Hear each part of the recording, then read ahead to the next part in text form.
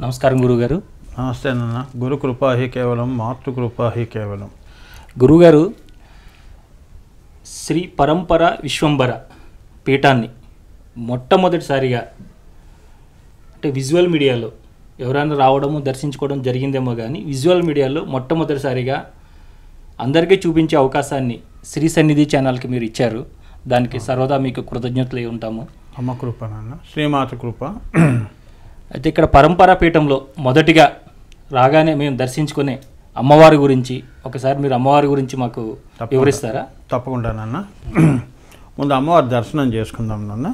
వందే గురుపదద్వంద్వం అవాంగ్మానస గోచరం రక్తశుక్ల ప్రభామిశ్రం అతర్క్యం త్రైపురం మహా బ్రహ్మాస్తకుండికాస్తాం శుద్ధజ్యోతిస్వరూపిణీం సర్వతత్వమయీం వందే గాయత్రీం వేదమాతరం. శ్రీమాత్రే నమః. లలితా పరా భట్టారికాయై నమః. శ్రీమాత్రే నమః. గురుకృపా హి కేవలం, మాతృకృపా హి కేవలం. నాన్న, అమ్మవారి ఆశీస్సులు అందరికీ కూడా. అమ్మవారి ఆశీస్సులు సర్వేజన సుఖినో భవంతు. ఈ పీఠం పెట్టి 1980లో నాన్నగారికి బాబాజీ మహావతార్ బాబాజీ యొక్క కృపతో ఇది స్థాపించడం జరిగింది.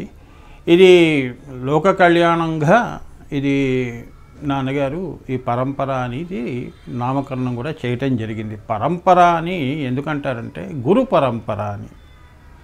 గురువుల్లో మన పరంపర గురువుల్లో ఎలా ఉంటుంది అంటే నాన్న, శ్రీ లలితా పరా భట్టారిక, అక్కడి నుంచి మేధా దక్షిణమూర్తి యొక్క స్వరూపము, అక్కడి నుంచి హయగ్రీవుల వారు, అక్కడి నుంచి దత్తాత్రేయ శ్రీ దత్తాత్రేయ స్వామి వారు, అదే పరాపశ్యంతి మధ్యమ వైఖరి ఉన్నది ఒకటే. ఈ గురుమండలాన్ని అన్నిటికీ కూడా అమ్మవారు ఆమె సమిష్టి రూపం. సో వారి నుంచి, అమ్మవారి నుంచి వచ్చిన ఈ గురువులే కాదు, అవతార పురుషులు కానీ అందరూ కూడా అమ్మవారి యొక్క కాంతి స్వరూపాలే. సో అది దృష్టిలో పెట్టుకుని నాన్నగారు పరంపర విశ్వంబర అని నామకరణం చేయటం జరిగింది. అలానే అమ్మవారు ఆజ్ఞ కూడా చేయటం జరిగింది. అమ్మవారి దర్శనం కూడా ఎక్కడ దర్శనము అంటే ఆయనకి ద్వాదశాంతాల్లో బ్రహ్మకచ్చము పైన ఆ తల్లి దర్శనము, ఆవిడ ఆజ్ఞ. ఆదిశంకరాచార్యులు వారు మీరు మంత్రమాతృక అమ్మవారి యొక్క స్తవం, మరి ఆయన ఎక్కడ రాశారు అంటే వారు అక్కడి దాకా హాస్టల్లో వెళ్ళారు నన్ను. వెళ్ళి వారి యొక్క అనుగ్రహాన్ని పొంది అమ్మవారు నాన్నగారితో లలితా సహస్రనామ 1000 నామాలు కూడా భాష్యము, అలానే యంత్రాలు. ఇప్పుడు ప్రస్తుతం లోకంలో ఆ యంత్రాలు లేవు, ఉట్టి కేవలం నామము, అలానే భాష్యము అనేది ఉంటుంది. కానీ యంత్రం అనేది అమ్మవారు ఆనందఘనుల వారితో వేయించడం జరిగింది. ఇది ప్రపంచంలో ఎక్కడా లేదు. ఇది మన పరంపర నుంచి ఇది లోకానికి ఇవ్వటం జరుగుతుంది. అలానే మహావతార్ బాబాజీ యొక్క ఆజ్ఞతో క్రియాయోగము, నేను ఇంతకుముందు ఎన్నో సందర్భాల్లో ఫస్ట్ స్టెప్ క్రియాయోగం కూడా ఇవ్వటం జరిగింది లోకానికి. అది గురు పరంపర ఆజ్ఞ, అందుకే అది కూడా ఇవ్వటం జరిగింది. చాలామంది ప్రపంచం మొత్తము కూడా గురువు ఆనందఘన గురించి అన్నీ కూడా వాళ్ళకి అనుభూతులు, అలానే వాళ్ళకి ధ్యానంలో ఒక పరిణితి వాళ్ళు పొందిన వాళ్ళే. వందల వేల మంది వారిని ఇక్కడ సందర్శించడం జరిగింది. 1980 నుంచి మొన్నటి 2010 వరకు వారు నిర్వాణం పొందే వరకు.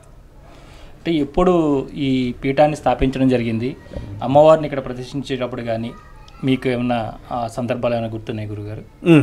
ఇది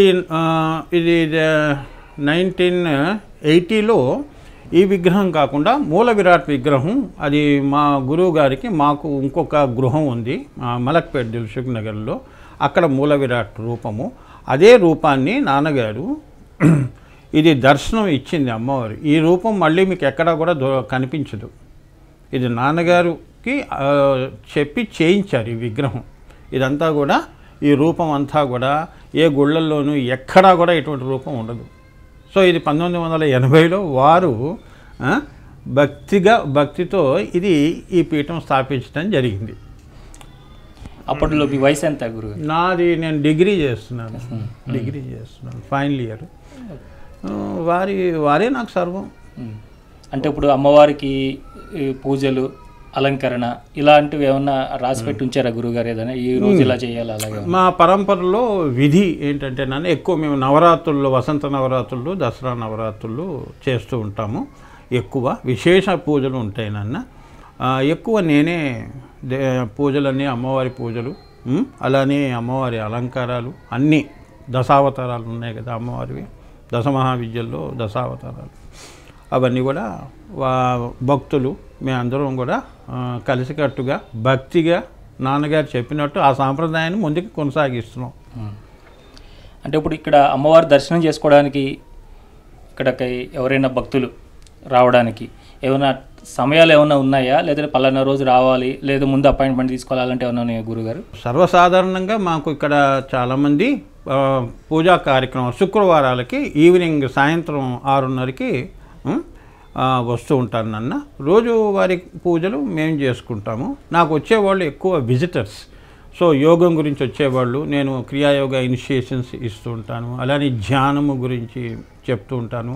ఓంకారం ఎలా చెప్పాలి ఇవన్నీ కూడా వాళ్ళు నన్ను అడిగి తెలుసుకొని ఆ ప్రకారంగా వాళ్ళు చేయటం, వారికి అటువంటి అనుభూతులు రావటం, అంతా అమ్మవారు గురు పరంపర యొక్క ఈ సంపద మేము పెట్టుకోవడానికి మేము రాలేదు ఇక్కడ, ఇది లోకానికి ఇవ్వటానికి వచ్చాం. We are givers not takers. So వారందరూ కూడా ఆశీర్వదించబడిన వాళ్ళే. ఇది కొత్తగా మా గురించి మేము చెప్పుకునేది ఏమీ లేదు, ఎందుకంటే అందరికీ తెలుసు ఈ యొక్క ఇవాళ శ్రీ సన్నిధి అంటే ఈ ఛానల్ ద్వారా ప్రేక్షకులందరికీ కూడా నేషనల్ ఇంటర్నేషనల్గా చూస్తారు కాబట్టి నాన్నగారి శిష్యులు చాలామంది ఉన్నారు. వాళ్ళందరికీ కూడా అందరూ లబ్ధి పొందిన వాళ్ళే, ఆ దైవ సంపదని పొందిన వాళ్ళే, అనుభవించిన వాళ్ళే. అమ్మవారి లలితా పరమేశ్వరీదేవి అమ్మవారి ఉపాసన మంచి ప్రశ్న ఇస్తామన్న. ఉపాసన అన్నప్పుడు మేము కేవలం బహిర్యాగమే మేము బహిర్యాగము ఒక భాగము. ఇప్పుడు అదొక 1/4 అంటే ఏంటంటే ఒక పావలా లాంటిది, రూపాయిలో ఒక పావలా. అసలు ఈ చతుర్యాగ క్రమంగా అమ్మవారిని పూజ ఎలా చేస్తాము అంటే ఇక్కడ మేము నాన్నగారు కూడా అదే ఆయన పుస్తకాల్లో కూడా ఇప్పుడు నెక్స్ట్ మీరు చూస్తారా వారు రాసినవన్నీ ఎన్నో రహస్యాలు అందులో ఆయన చెప్పడం జరిగింది. చతుర్యాగ క్రమంగా ఏంటంటే నాన్న బహిర్యాగము, అంతర్యాగము, రహోయాగము, మహాయాగము. బహిర్యాగము అంటే మనం చేసే గుళ్ళల్లో చేసేది, మనం పర్సనల్గా చేసుకునేవి. అలానే అంతర్యాగము అన్నప్పుడు ఒక గురువు, సద్గురువు అంటే అందరూ సద్గురువులు కాదు, మళ్ళీ గురువుల్లో సద్గురువు, బోధ గురువులు, మంత్ర గురువులు ఇవి కావు. సద్గురువులు అంటే ఏంటంటే సాక్షాత్ అమ్మవారి స్వరూపం. వాళ్ళు ఇచ్చిన మంత్రం, బాలామంత్రం, పంచదశి, షోడశి, మహాషోడశి ఇటువంటివన్నీ కూడా వారి దగ్గర పొంది, వారి అనుగ్రహానికి పొంది, మీరు అడిగితే ఇచ్చేది కాదు మంత్రం, వారు అనుకుంటే ఇచ్చేది. అమ్మవారు అనుకోవాలి. ఎందుకంటే వారు ఆ మంత్రం వీరు తీసుకున్న తర్వాత దాన్ని పండించుకోవటం, మంత్రాన్ని పండించుకోవాలి. అంటే ఈ మంత్రమే మనస్సులో, ఈ మనసే శ్వాసగా మారిపోతుంది. అదే రహోయాగం అంటారు. అదే రహోయాగము. చతుర్యాగ క్రమాల్లో బహిర్యాగము, అంతర్యాగము, రహోయాగము. దీని తర్వాత 4వ దశ ఏంటి అంటే నీ ఆత్మదర్శనం 3వ కన్ను దగ్గర. ఇదే త్రిపుటి అంటారు. ఈ త్రిపుటి భంగమైనప్పుడు నీ ఆత్మ సాక్షాత్కారం అనేది జరుగుతుంది.